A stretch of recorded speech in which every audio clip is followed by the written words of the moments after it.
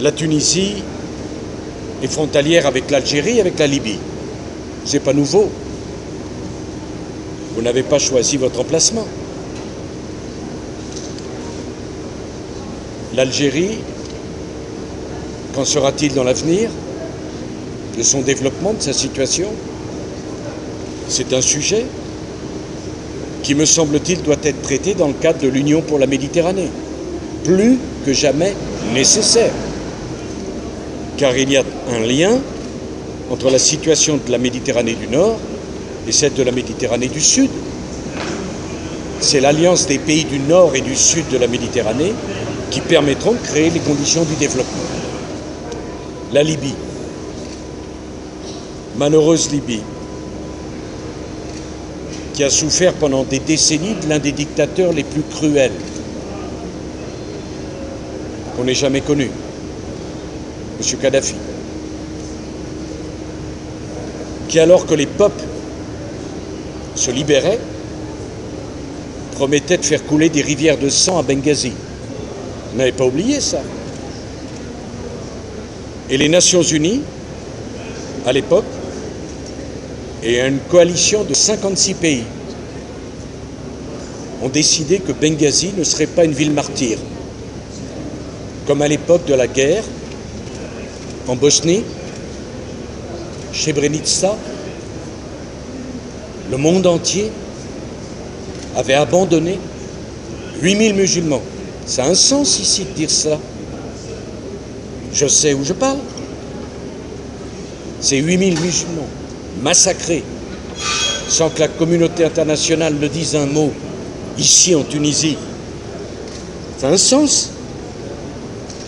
Ou alors je ne connais pas ma Tunisie. Et nous avons été un certain nombre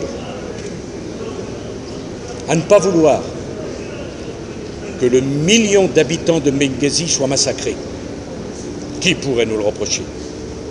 Rivière de sang.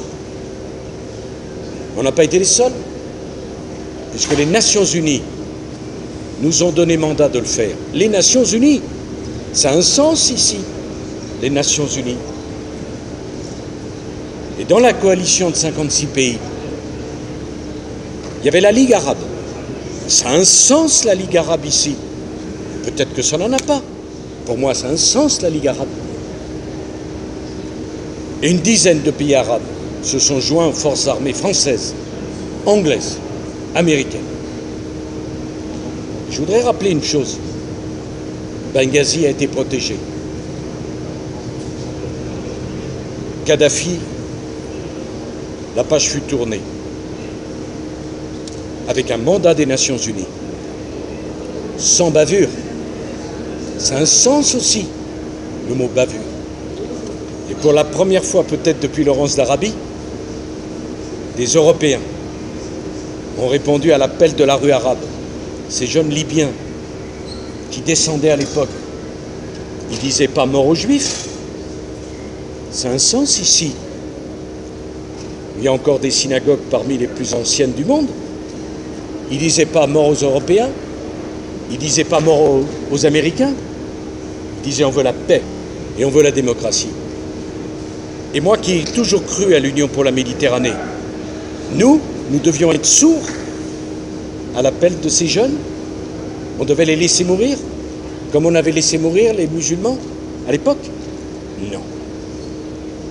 Et permettez-moi de vous le dire, excusez-moi, je suis trop long, mais j'aime votre pays et j'aime votre région.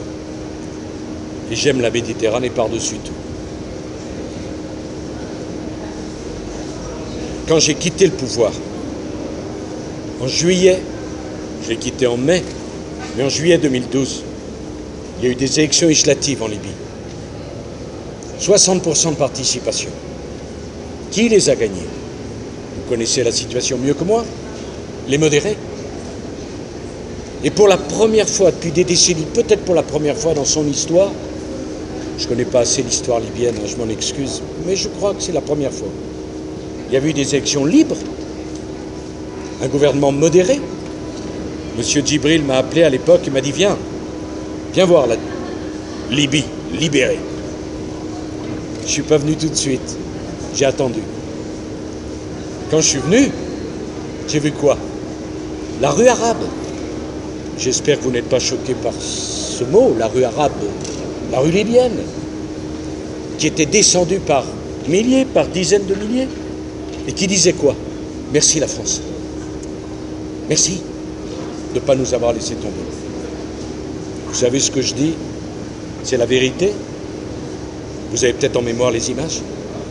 Qu'est-ce qui s'est passé après? On a laissé tomber la Libye et les Libyens. Et je ne voudrais pas qu'aujourd'hui on laisse tomber la Tunisie et les Tunisiens. Voilà ce qui s'est passé. Je sais, je parle avec passion, parce que c'est ma manière aussi de vous dire qu'on vous aime, qu'on vous respecte, et que rien ne serait pire qu'un affrontement entre une rive de la Méditerranée et une autre. Bon, je dois m'en aller, mais j'aurai plaisir peut-être à rencontrer la presse tunisienne d'ici à la fin de mon voyage. J'ai encore beaucoup de rendez-vous. Et pour moi, voir tous ces journalistes, femmes et hommes, je suis venu en Tunisie plusieurs fois. Je n'ai pas toujours vu une telle effervescence qui me fait plaisir. Non pas pour moi, mais pour vous. Parce que la Tunisie, même quand elle est éruptive, elle vit. Et le message de la Tunisie, c'est qu'elle continue à vivre. On doit l'aider à vivre. Je vous remercie.